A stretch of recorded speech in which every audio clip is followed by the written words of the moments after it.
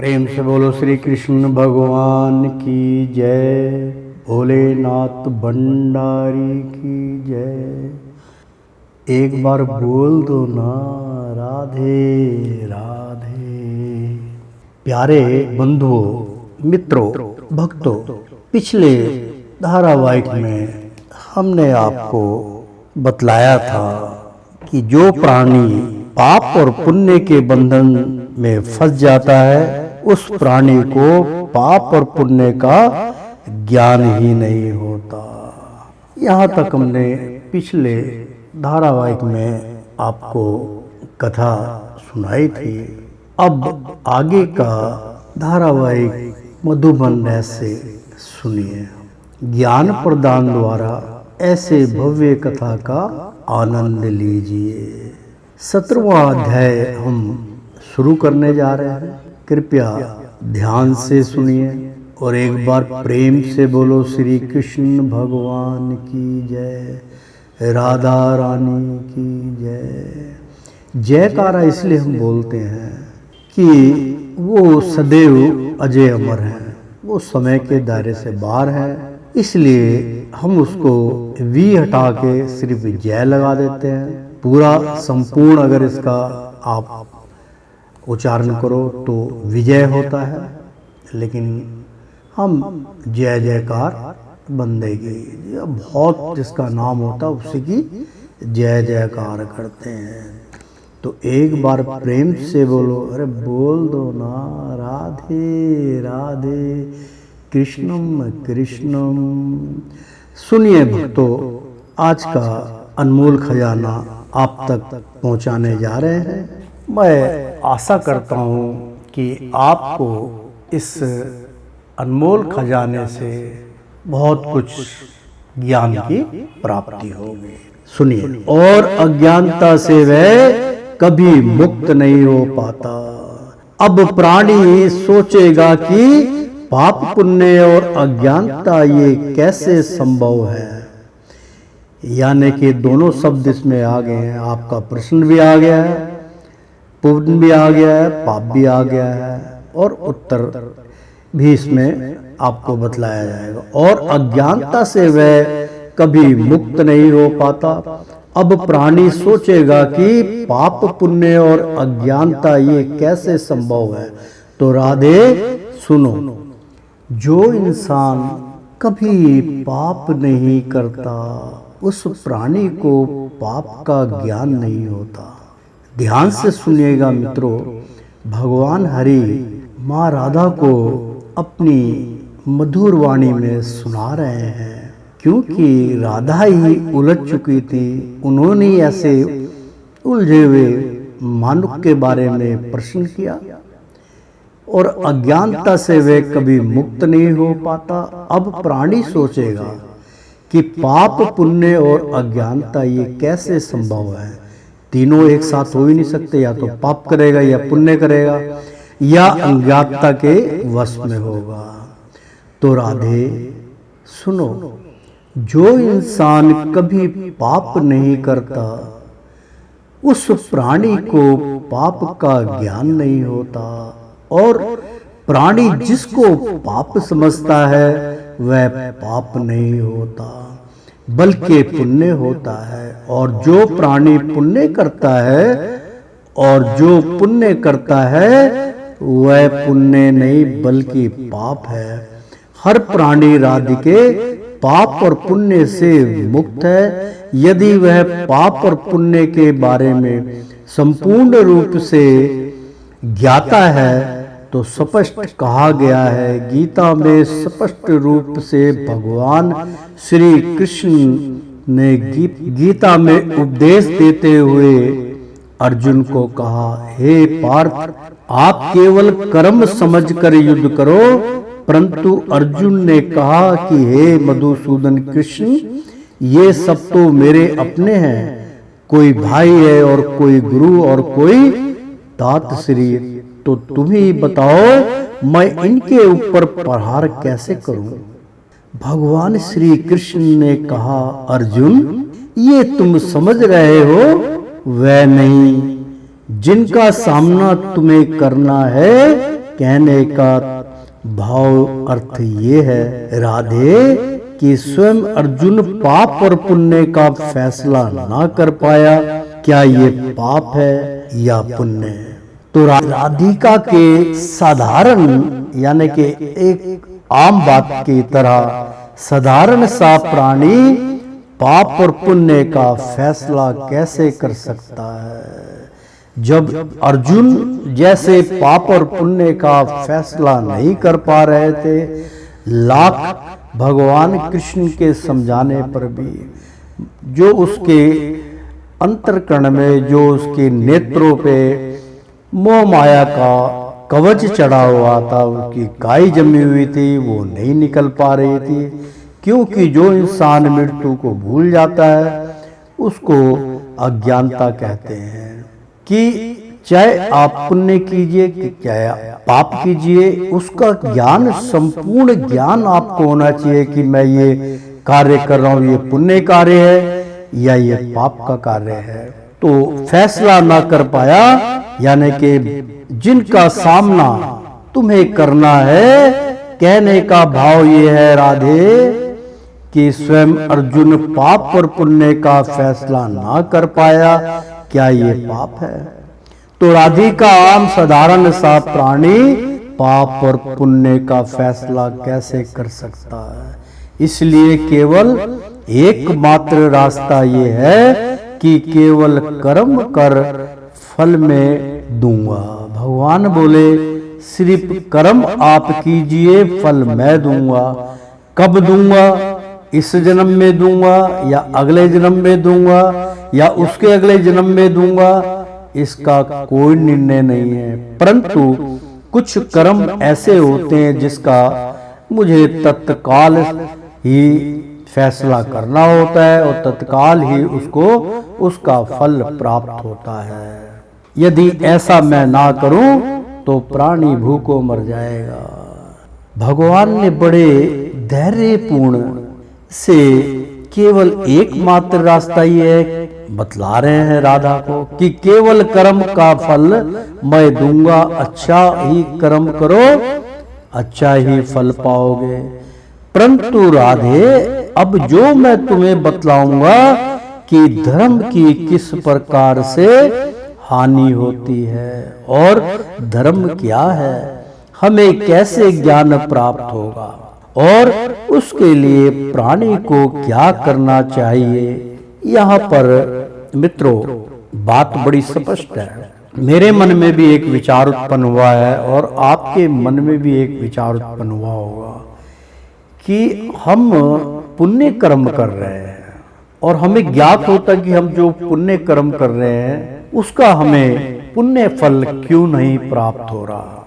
ऐसा प्रश्न चिन्ह माँ राधा ने भगवान श्री कृष्ण से किया मधुबन में। भगवान पहले मुस्कुराए और कहने लगे, राधे आपका प्रश्न बहुत उचित और बहुत सुंदर है। आने वाले युग में, आने वाले कल युग के अंदर प्राणी की मति खराब होगी, प्राणी का स्वभाव बिल्कुल कड़वा हो जाएगा। एक दूसरे के प्रति ईर्ष्या, बैर भाव, जो मैंने 5 चीज का त्याग बतलाया वो इंसान को दुर्लभ है, नहीं कर पाएगा। इसलिए राधे कुछ सरल विद्या में इस घोर कलयुग के लिए मैं अमृत बांट रहा हूँ और मेरा एक ही परम भक्त है जिसके माध्यम से मुझे आप सबको आने वाले संसार को प्रसाद उनके माध्यम से मैं देना चाहता हूँ और दे रहा हूँ। तो मित्रों ध्यान से सुनिएगा इस प्रसंग को। मैंने अपने जीवन में, मान लीजिए आपका जीवन मेरा जीवन सार्थक है और मैं सार्थक बनाना चाहता हूँ, तो उसके लिए मुझे अच्छे कर्म करने पड़ेंगे और अच्छे कर्मों के लिए मेरी कामना अच्छे फल की होगी। तो कई बारी आपने देखा होगा कि जो हम कर्म करते हैं उसका फल हमारे इच्छा के अनुसार नहीं मिलता। तो हम अपने प्रारब्ध को, अपने कर्मों को कोसते हैं और कहते हैं कि मेरे भाग्य में ये सब नहीं है। लेकिन एक बात मैं आप लोगों को बतला देना चाहता हूँ कि हरि अपने ऊपर किसी का भी भार नहीं रखते।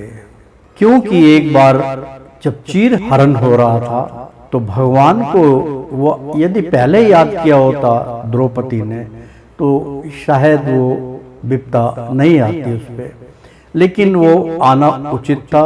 क्योंकि कुछ कर्म काटने के लिए बुरे कर्म का सहारा लेना पड़ता है।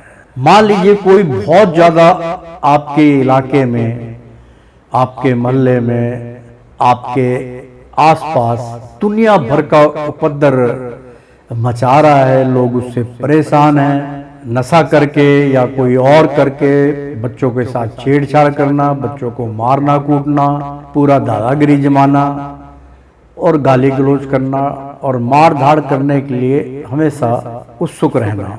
ना उसका कानून कुछ कर पाता है, चाहे जब जितनी मर्जी आप कंप्लेंट कर लीजिए, इंसान परेशान हो जाता है। तो उसका फिर एक नियम यही होता है कि उसको फिर सारे मिलके उसकी इच्छा पूर्ण कर देते हैं, उसको अच्छी तरह से कूटते हैं, पिटाई करते हैं, हाथ पैर तोड़ देते हैं, तब उससे छुटकारा मिलता है। तो कई बार पाप कर्म भी इंसान को करने पड़ते हैं, क्योंकि लातों के भूत बातों से नहीं मानते।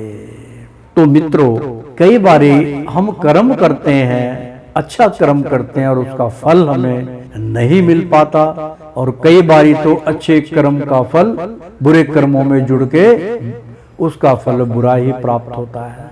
हम कहते हैं ऐसा तो हमने नहीं किया था प्रभु, हम तो 10 साल तक तेरे चरणों में धूल बन के तेरी सेवा में लगे रहे, फिर ये अंत समय में हमारा अंत क्यों खराब कर दिया, क्यों हमें दुखों का भंडार भर दिया और हम दुख में अपना जीवन व्यतीत कर रहे। ऐसे कर्म कई बार इंसान के जीवन में आते हैं, तो इससे हताश नहीं होना चाहिए, क्योंकि इसमें एक गुणक रहस्य जो है, जिसमें जो मधुबन रहस्य है, उसमें ऐसे ऐसे तर्क हैं। अब मान लीजिए आपके मन में विचार आया कि यार मैंने उसके साथ तो बहुत अच्छा किया था, लेकिन उसने मेरे साथ बुरा क्यों किया। चलो जैसे हरी इच्छा, फिर मैं यार ये इतने अच्छे कर्म कर रहा हूँ, उसका फल मेरे को इतना गलत क्यों मिल रहा है। लेकिन मित्रों, यहाँ पर भगवान श्री हरि नारायण ने स्पष्ट किया है। अभी गीता का श्लोक मैंने सुनाया कि कर्म किए जा फल की इच्छा मत कर ए इंसान, जैसे कर्म करेगा हाँ वैसे फल देगा भगवान। लेकिन कई बार हम इसको भी मिथ्या कर लेते हैं कि यार ये सब ग्रंथों की बातें हैं, ये ऐसा कभी होता है, ऐसा मिथ्या है। अब ग्रंथों में कहा गया है कि परमात्मा जो है हर किसी का जोड़ा बना के भेजता है।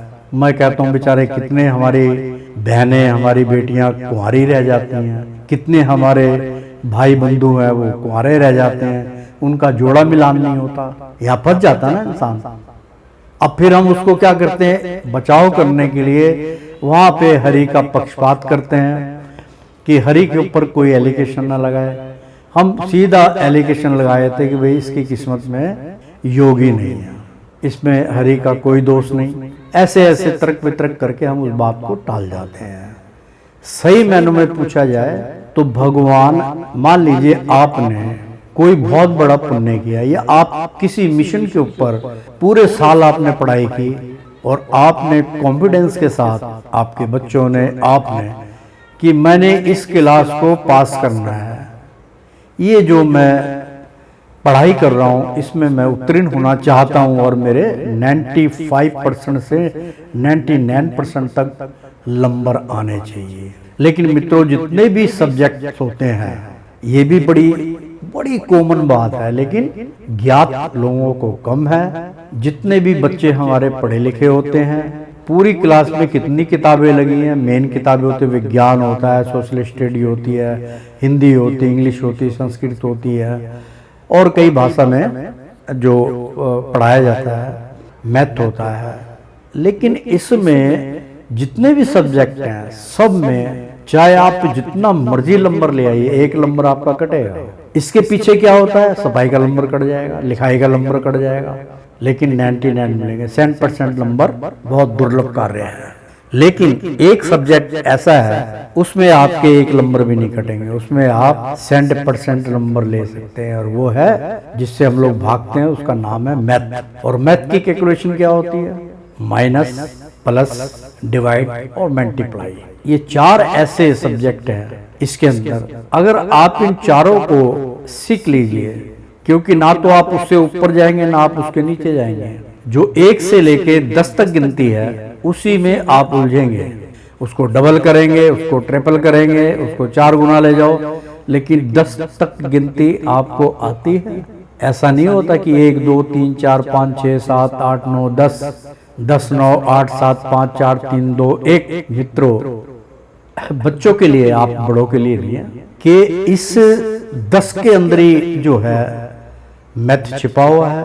आप अगर ध्यान से इसको रट्टा लगा लें, इसमें क्या होता है कि आपको 99 का भी पहाड़ा आना चाहिए। जो आदमी 1 से लेकर 100 तक के पहाड़े सीख जाता है, उल्टी गिनती सीख जाता है, उसके लिए मैथ जो है वो एक गेम हो जाती है, वो गेम की तरह इसको खेलता है। तो प्रेम से बोलो श्री कृष्ण भगवान की जय। क्योंकि भगवान श्री कृष्ण जो थे वो मैथमेटिक्स जानते थे, और उनके मुकाबले का मैथमेटिक्स कोई संसार में नहीं जानता। किसको कैसे मात देनी है, किसको कैसे क्या करना है, वो सब चीज के ज्ञाता थे। इसलिए मित्रों, अगर हम कोई भी कार्य करते हैं और हमें उसका फल नहीं मिलता, तो उसमें मायूस होने की आवश्यकता नहीं है। वो फल आपको किसी न किसी रूप से मिलेगा। जैसे मान लीजिए, मैं एक बहुत बड़ा इसमें उदाहरण दे रहा हूं, और ये उदाहरण जो है वो 1 अरब, जितनी भी हमारी आबादी 1 अरब 30 करोड़, सब पे लागू होती है। क्यों? क्योंकि ये इसी को आध्यात्मिक ज्ञान कहते हैं, और ये गुणक रहस्य जो है ये गोलमोल हो चुके हैं। इसका प्रसारण हम इसलिए कर रहे हैं कि आप तक वो लुप्त विद्याएं जो है आप तक पहुंच जाए, आप उसको ग्रहण कर लें। मात्र इसमें बहुत सी ऐसी चीजें हैं जो आपने उससे पहले नहीं देखी होगी। उस पर तर्क वितर्क करने की जरूरत नहीं, उसको समझने की जरूरत नहीं। इसी में आपको पहले में नहीं तो दूसरे एपिसोड में आपको सवाल का जवाब मिल जाएगा। कोई जरूरत नहीं है परेशान होने की। अब जो मुख्य बात मैं कहना चाहता हूँ उसको सुन लीजिए, पूरे संसार के लिए है, नहीं तो हमारे भारतवर्ष के लिए तो है ही। दोस्तों, एक आदमी ने, मान लीजिए सरकारी ओहदा है, बड़ा अफसर है वो, और सेवादार है, ईमानदार है, और जीवन में उसने ईमानदार की ही रोटी खाई, बेईमानी की रोटी किसी के यहाँ नहीं खाई। मान लीजिए मैं कहीं रास्ते में जा रहा हूँ, लेकिन इस पे प्रतिबंध नहीं है, कभी आप उस चीज को लेके बैठ जाओ, लेकिन ऐसा विचार होता है क्योंकि पाप करने की बात चल रही है। मान लीजिए हम 4-5 मित्र जा रहे हैं, हमें बहुत भूख लगी, हमने कहा यार अभी भूख लग रही है भाई, कुछ नाश्ता पानी कर लिया जाए। वो क्या खाना है भाई गुरुजी बोलो। अरे मैंने कहा आप लोग अपनी इच्छा पूर्ति कीजिए, मेरी कोई चिंता की बात नहीं है, चाय पी लें, कहीं वो कर लें, ठीक है। थोड़ी दूर चले हम गाड़ी पे, देखा तो रास्ते में लंगर चल रहा था। साइड में गाड़ी खड़ी कर ली, गाड़ी खड़ी कर ली, कहने लगे गुरुदेव देखा चमत्कार। मैंने कहा हाँ क्या बात है। कह रहे लंगर चल रहा है। मैंने कहा पहले जाके पूछ के आओ किसका लंगर चल रहा है। पूर्णमासी का लंगर है या माता वैष्णो देवी का लंगर है, किस चीज का लंगर है। कह रहे गुरुदेव वही पता करके आते हैं। पता करके आया, उन्होंने बतलाया कि वे चीज का लंगर हम बांट रहे हैं। अब सवाल यहाँ पे ये उठता है कि जो लंगर बांटने वाले व्यक्ति हैं, कई बार वो 10-20 बंदे मिलके लंगर की सेवा करते हैं, कई बार पर्सनली एक आदमी अपने उस भाव से लंगर करता है, लेकिन वो लंगर का जो पैसा है, जो उससे जो लंगर के लिए धन अर्जित किया गया है, वो कैसा है? वो मेरी ईमानदारी का है या मेरी बेईमानी का है? या मैंने कहा प्रभु मेरे को 1 लाख रुपया दे दे, 10,000 का मैं लंगर करूंगा। भगवान ने कहा तथास्तु। तो मित्रों, वो जो 10,000 रुपये भगवान को दिए, भगवान ने उसके एवज में उसको 90,000 का फायदा किया। उसने कहा भाई मैं 10,000 का लंगर कर दूंगा, मुझे तो फायदा हुआ है। लेकिन वो यदि तो ईमानदारी का है फिर तो वो फलित है। अगर वो ईमानदारी का नहीं है बेईमानी के पैसे से उस लंगर को किया जा रहा है और वो आप खाने के लिए लाइन में लगे हैं। आप तो प्रसाद समझ के खा रहे हैं, लेकिन उस गुनाह के अंदर आप भी शामिल हो जाएंगे। हाँ, यदि आपको लगता है नहीं जी विष्णु का प्रसाद है, माता का प्रसाद हम कैसे छोड़ दें, बेशक आप सेवन कीजिए। उनको कहिए जी हम भोजन करने के लिए तैयार हैं, ये हमारी तरफ से दक्षिणा है। आप 21 दीजिए, 51 दीजिए, 101 दीजिए, 501 दीजिए, 10 किलो आटा दीजिए, 5 किलो आटा दीजिए, चीनी दीजिए, चावल दिए, ये लो जी। मुफ्त का खाना हम नहीं खाएंगे, तब तो आप पुण्य कमाएंगे। अन्यथा ऐसी छोटी छोटी बातों का प्राणी को ध्यान रखना चाहिए। जब आप पुण्य का कार्य सारी जिंदगी करते हैं तो मैं बता रहा हूं कि पुण्य फल कैसे प्राप्त होता, जो आप नहीं समझ पाते। और जो ज्ञानी पुरुष हैं, जो गुरु की शरणागत में रहते हैं, जो सत्संग सुनते हैं, उनको ये ज्ञान होता है कि भाई कहीं ना कहीं इसका फल मुझे मिलेगा। वो कैसे फल प्राप्त होता है? मान लीजिए परमात्मा ना करे किसी के घर के अंदर कोई दुर्घटना हो जाती है, किसी बच्चे को चोट लग जाती है, किसी लड़की को चोट लग जाती है, माता पिता को दुख पहुंच जाता है और वो बाल बाल बच जाता है, भगवान उसकी रक्षा करते हैं। तो आपकी जो कमाई का फल है, भगवान कहता कि यार ये तू तो फिर कमा रहा है ना, कोई बात नहीं है, तूने जो पुण्य कमाया है वो फल अब तेरे काम आएगा ना। रोंगटे खड़े हो गए, कहने लगे गुरुदेव ये क्या बतला रहे हो? मैं कहा मैं नहीं बतला रहा हूँ, ये हरि बतला रहे हैं। आप अपने अंतर्कण से काई निकाल दो, जो मैं बतला रहा हूँ आपको भगवान हरि के माध्यम से ही बतला रहा हूँ। उनको मैंने प्रत्यक्ष देखा, वो मुझसे बात करते हैं और मैं आज का प्राणी नहीं हूँ, इसका बहुत जल्दी खुलासा भी हो जाएगा। इसलिए मित्रों, भगवान उसमें से आपकी कमाई में से आपके बच्चे को कहता है ये लो, क्योंकि पुण्य से ही आप रक्षा कर सकते हो, पाप से किसी की रक्षा नहीं होती है। आप अपना थोड़ा सा पुण्य किसी को दे दीजिए, और पुण्य कैसे दिया जाता है ये भी सुन लीजिए। मान लो आपका कोई बहुत घनिष्ठ संबंधी है या आपका बहुत परम मित्र है, निकटम संबंधी है, वो कष्ट में है, तो आपने ठीक है उसको पैसे की मदद करी, साथ में आपके मन में दया आई। क्यों? दया धर्म का मूल है, पाप मूल अभिमान, और तुलसी दया न छोड़िए हाँ जब लग घट में प्राण। तो वहां पे तुलसीदास जी का भगवान राम के बीच में जो वार्तालाप हुई थी कि तुलसी दया ना छोड़िए, मतलब तुलसी कहते हैं इंसान को दया का पात्र होना चाहिए, प्रति एक दुखार के ऊपर दया करनी चाहिए। तो उस प्राणी ने दया दृष्टि डाल के भगवान से प्रार्थना करी कि हे नारायण, हे प्रभु, जाना तो सबने है लेकिन थोड़ी सी दया कर दे, इसके ऊपर थोड़ी सी दया करके इसको ठीक कर दे। तो उसका पुण्य उसको प्राप्त हुआ कि नहीं हुआ? तो भगवान कहने लगे ठीक है पुत्र, थोड़ा सा तेरा पुण्य जो है मैं उसको दे देता हूँ। कह रहे हाँ दे दो, कोई बात नहीं है, मैं और पुण्य प्राप्त कर लूंगा, मैं पाप नहीं करूंगा, और उसको फिर पुण्य प्राप्त हो जाता है। इसी प्रकार से आपका किया हुआ कर्म कभी मिथ्या नहीं जाता। तो प्रेम से बोलो श्री कृष्ण भगवान की जय। तो मित्रों, कथा चल रही थी बहुत महत्वपूर्ण कि धर्म की किस प्रकार से हानि होती है। मतलब भगवान कहने लगे अच्छा ही फल पाओगे, इसलिए परंतु राधे अब जो मैं तुम्हें बतलाऊंगा कि धर्म की किस प्रकार से हानि होती है और धर्म क्या है, हमें कैसे ज्ञान प्राप्त होगा और उसके लिए प्राणी को क्या करना चाहिए ताकि वह अधर्म के कार्य से बच सके, और अधर्म को किस प्रकार से रोका जाए।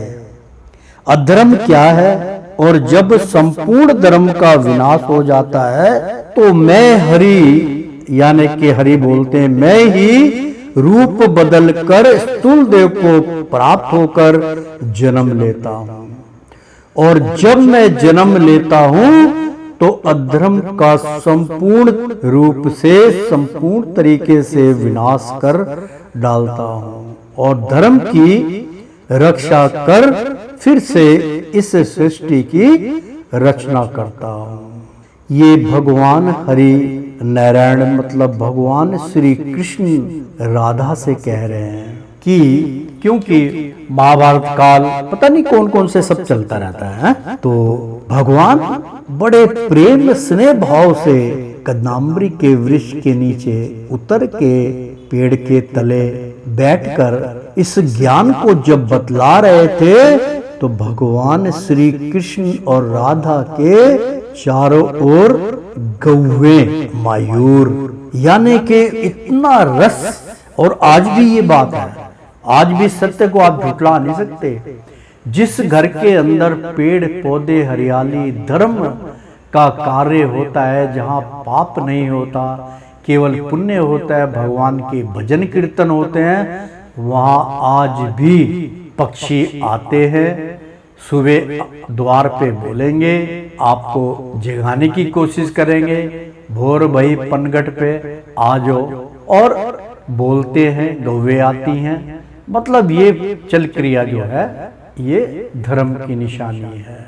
और जब भगवान इस वार्तालाप को कर रहे थे तो बड़े भाव से बैठे हुए थे। तो भगवान श्री कृष्ण, अब इस वक्त क्या हो रहा है, भगवान श्री कृष्ण जब ये वार्तालाप कर रहे हैं तो राधा तो पहले साथ में बैठी थी, अब वो राधा माँ जो है वो भगवान वो घास में बैठ गई और भगवान थोड़ा सा मतलब पेड़ के तले बैठे हैं और ऊपर बैठे हैं, और माँ राधा जो है थोड़ी सी उनसे नीचे बैठी हैं, यानी कि उनका जो मुख है, उनके जो हाथ है भगवान के चरण पर है और ज्ञान प्रदान हो रहा है। आहा, ऐसा आनंद। जय हो श्री कृष्ण की। तो राधा से कहने लगे, मैं ही रूप बदल कर स्थूल देह को प्राप्त होकर जन्म लेता हूँ, और जब मैं जन्म लेता हूँ तो अधर्म का संपूर्ण तरीके से विनाश कर डालता हूँ और धर्म की रक्षा कर फिर से इस सृष्टि की रचना करता हूँ। सर्वप्रथम मैं बतलाता हूँ कि धर्म की हानि किस प्रकार होती है। जो प्राणी अपने कर्मों को त्याग कर, ध्यान से सुनिएगा क्योंकि बहुत महत्वपूर्ण प्रसंग है, इसलिए इस प्रसंग को बड़े ध्यान से सुनिए। भगवान कहते हैं, सर्वप्रथम मैं बतलाता हूँ कि धर्म की हानि किस प्रकार होती है। जो प्राणी अपने कर्मों को त्याग कर मेरी शरण में आना चाहता है वह भी अधर्मी होता है, क्योंकि जो कर्म मैंने उसे सौंपा है वह कर्म में दुख और सुख दोनों बंधनों से मैं प्राणी को बांध कर रखता हूँ, और प्राणी दुख में अधिक और सुख में कम भजन से जुड़ पाता है।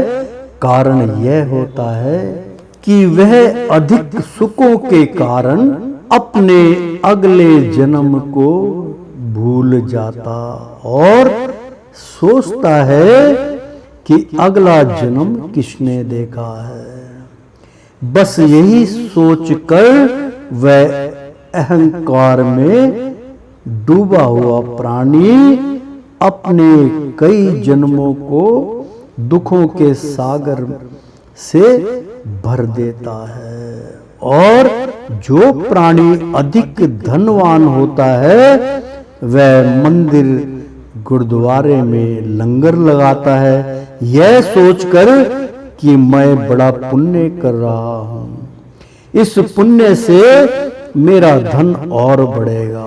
परंतु प्राणी यह भूल जाता है कि अन्न का मालिक कोई और है। अन्न भोजन केवल मेरे हाथों में है। हर जीवधारी को मैं ही भोजन की व्यवस्था करता हूँ। अब मैं आपको धर्म हानि के बारे में बतलाऊंगा कि अधर्म क्या है और यह कैसे उत्पन्न होता है। और जब कभी धर्म की हानि होती है और धर्म के कई रूप देने का प्रयत्न करने की चेष्टा करते हैं। ये जग के प्राणी और समाज के नियमों को बदलते हैं तो वहां धर्म की हानि होती है। तो प्रेम से बोलो श्री कृष्ण भगवान की जय। ओ श्रीमन नारायण नारायण हरि हरि। ओ श्रीमन नारायण नारायण हरि हरि। तेरी लीला सबसे न्यारी न्यारी, बोलो हरि हरि। ओ श्रीमन नारायण नारायण हरि हरि।